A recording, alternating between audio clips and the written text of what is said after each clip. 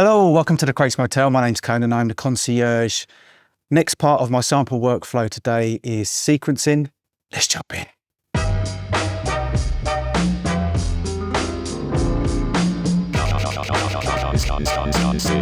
Okay, so to save you some time, if you're expecting a video on sequencing where I take little coloured blocks and I move them around the screen for an hour, this is not the video for you. I'm not going to be doing that. What I'm going to be doing today is I'm just going to be describing going through my concepts on sequencing for my sample-based workflow. The ideas behind it, because I personally find those videos a little bit boring where you're moving things around for an hour. And the only real way that you can get a grasp of the actual track is to listen to the track from start to finish over and over again, which makes the video, in my eyes, a bit boring.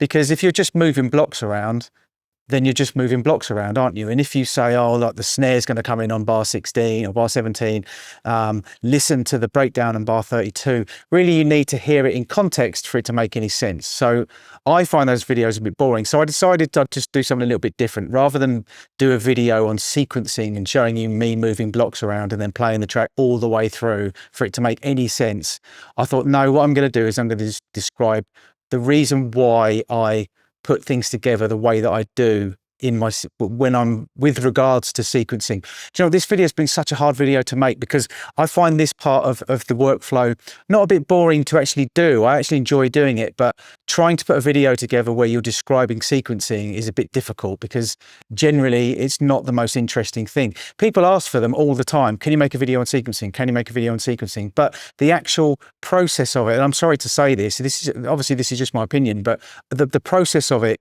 in a video is a bit boring. It's not very dynamic. It doesn't really, there's lots of downtime. There's lots of periods where you're just moving blocks around and you're not really, I can see it in my head. I can hear it in my head, what these blocks are doing when I've moved them around, but you might not be able to. So it's a bit boring. So that's why I'm doing things a little bit different in this video.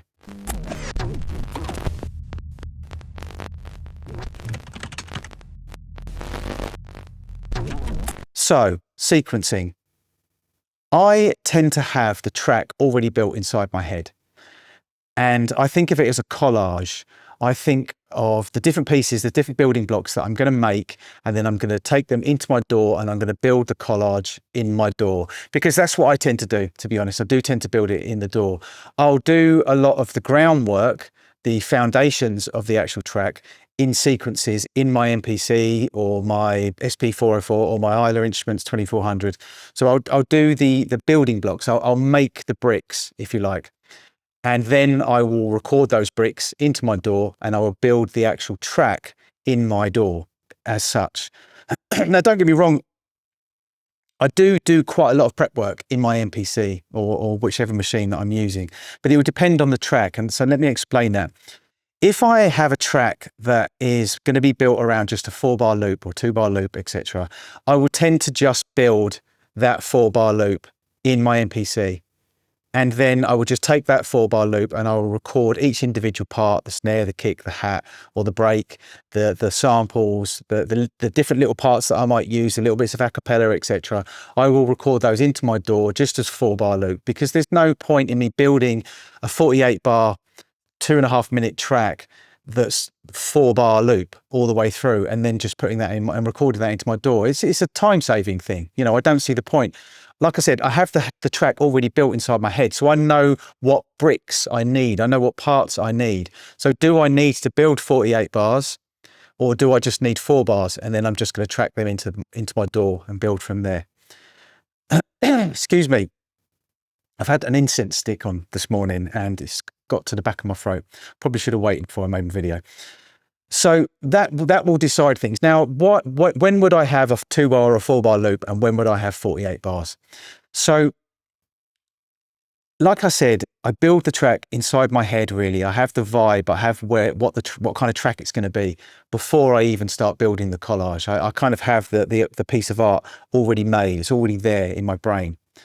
So if I'm making a track with chops, say like a 4-bar loop, and there's instrumentation parts and there's vocal parts, etc. Real kind of Dilla style thing, Mad Lib style thing, where you're chopping between instrument instrument parts and vocal parts. I'll do that in secondaries using mute groups, and I'm going to make a video on that, so I'm not going to go into too much detail. But if I'm going to be doing something like that, if I'm going to take the basic 4-bar loop and I'm going to be chopping it around and making it different throughout the track, then I'm going to do 48 bars, and I'm going to build that in my MPC. Because doing that in my DAW I just find boring, and it doesn't have as much of a groove. If I sit in front of my MPC and I've got all my chops in front of me, I press record, I've got the initial 4-bar loop put down as a sequence, and then using mute groups I'll hit different pads to change that loop over 48 bars. I prefer doing that in my MPC. I don't really like chopping, you know, bits of block around in a DAW. I don't find that very interesting. So in that case I will build the track, the sequence as such, in my MPC, and then track that into my DAW, record that into my DAW. Sorry, I'm so used to saying tracking because I started off as a recording engineer, and it's what you call it, tracking. If the track is just going to really be 4-bar loop, 4-bar of beats, 4-bar of a sample, melodic sample, etc., then I don't bother doing that. I just literally do 4 bars and then track that in. Like I said, it's a time-saving thing. So really my sequencing will be based around the idea of the track that I'm doing. Like I said, it'd be built inside my head, you know. And also, you know, for instance, if there's going to be a large chunk of vocals in it, etc., then I'll probably build the instrumental in my MPC, track that in, and then lay the vocals over the top in my DAW. I don't tend to do things like that in an MPC, just because it's a bit of a pain, but it's doable. And all of these things are doable completely in your MPC. But this is my sample-based workflow, and I'm talking you through how I get through things quickly. When I'm building a beat tape, if I was to completely build my beat tapes, like I do 15 tracks in a beat tape. If I was to build each one of those tracks individually, 48 bars, 2 minutes, 2.5 minutes on an MPC, it would probably take me a couple of weeks. Whereas if I build the track basically, the sequence basically in my MPC, and then track that into my DAW, build it in the DAW, mix it in the DAW, master it in the DAW, done, I can do that in probably a week and a half, which is kind of what I'm doing. That's kind of like my thing at the moment, is after the prep's done, the actual recording and making of the beat tape takes me about 10 days now. Whereas if I was doing it 100% my MPC, it would take a little bit longer. Now, you know, this is a totally subjective thing. For me, I have so many ideas going on in my head that I need to get them out as quickly as possible. So the reason why I'm refining my workflow with my beat tapes is because I need to get them out, because I find that if I start getting caught up in the process, that if my feet get stuck in the mud, if I'm wading through like sludge to get to my end game, to get to the end point, then I'm probably not going to finish it, to be honest.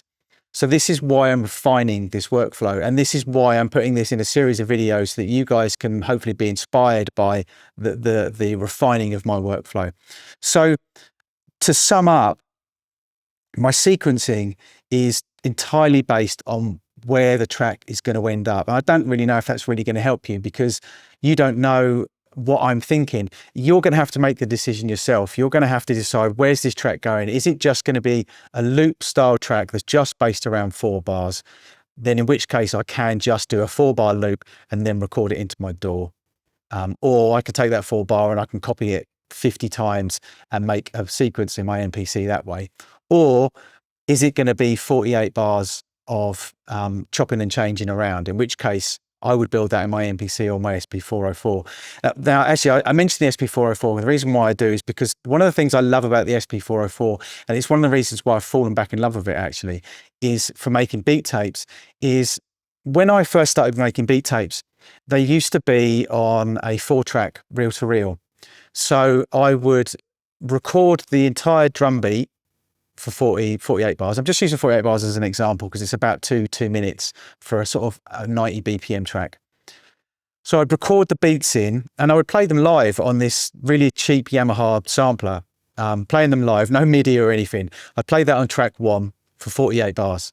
I'd then rewind it, and then when that beat was playing, I would then play the loop over the top for 48 bars. And then I rewind it and I go all the way. Now, and that is kind of the way that you do things on an SP404. I mean, that's the way that I do them. I'll take like the main sequence, I will then copy that for 48 bars, but then I'll play live over it for 48 bars. So it's kind of a performance. And that's the thing. I think actually I've kind of forgot to mention that in the video. So I hope you're still watching and I hope you're going to get to this because this is quite an important part. One of the reasons why I do build 48 bars in the MPC, so I'm using 48 bars just as an example, is because if I want to do more of a kind of live performance in my MPC, you know, a bit of finger drumming, a bit of adding some little fluctuations in the beats, some chopping with the samples and stuff, then I will do 48 bars and I won't do it in my DAW because, as I said, I find doing that in my DAW a little bit boring. I might add something like flex beat or something in my DAW in the mixing process, but we'll go into that in another video. So again, it still goes back to, it's based on what kind of track that I'm doing, where I want the track to be, how I'm going to put the collage together. Do I want big chunks to build my collage, or do I want just little bricks to build my collage in my DAW? And that, I guess, sums up my ethos, the concepts behind my sequencing in the MPC or whichever machine I may be using. So there you have it. I hope that, see, look, I didn't find that boring making that video, but this part was a real stumbling block for me. I had like the first parts of my sample-based workflow done. Then I had to do this part before I could then get to the tracking into my DAW, building in my DAW, doing the little secondaries, mixing, mastering. Those are the exciting parts. The reason why it's taken me so long to make this particular video is because I was dreading it and I was just thinking, it's boring. No one's going to find it interesting. I'm not going to find it interesting. It's going to be really difficult to be dynamic and woohoo, look at my sequencing in the video, etc. So I've kind of been dreading making this video, but it is an essential part of the workflow, of my workflow. So it was essential that I did make a video on it. And I hope that I've kind of summed it up. I hope that I've got across what I was trying to say. It isn't too confusing. But if you have skipped to the end of the video, I can sum it up like this. I have the track already worked out in my head, and that will govern how I will sequence the track in my MPC. Will it be a couple of bars tracked into my DAW, or will it be an entire performance of 48 bars or whatever the length of the song is tracked into my DAW? I hope that helps if you skipped the entire video and just watching the end bit. So thanks for watching. This is A Crates My Tale. My name's Conan. I'm the concierge. Am I going to do that? No. Until next time.